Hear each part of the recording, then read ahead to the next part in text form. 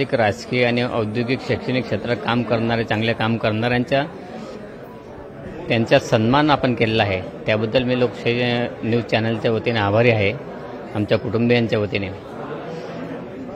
तर शैक्षणिक क्षेत्रामध्ये सांगायचं असं की शैक्षणिक क्षेत्रामध्ये आजही 2 प्रकारचे शिक्षण उपलब्ध आहेत.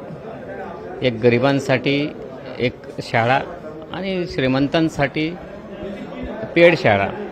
ही दरी कुठंतरी एकत्र व्हायला पाहिजे. ते वेगवेगळ्या पद्धतीने असल्यामुळे गरिबांच्या घरातल्या पाहिजे त्या पद्धतीने शिक्षण भेटत नाही. आजही मराठी शाळांमध्ये पाहिजे तेवढे शिक्षक नाहीत, अशी दुर्दैवी अवस्था आज महाराष्ट्रात आहे. तर त्याच्यावर काम झालं पाहिजे.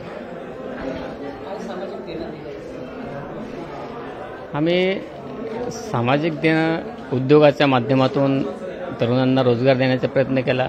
राजकीय पदाधिकारी असताना आणि आहेत त्या माध्यमातून तरुणांना इतर कंपन्यांमध्ये रोजगार कसा उपलब्ध होईल, त्यांना न्याय कसा भेटेल यासाठी प्रयत्न करत असतो. कोणाच्या दवाखान्यांचं कामं असतील, ज्याही क्षेत्रात त्यांचं काही अडलं त्या पद्धतीने आम्ही त्यांचं काम करत राहतो.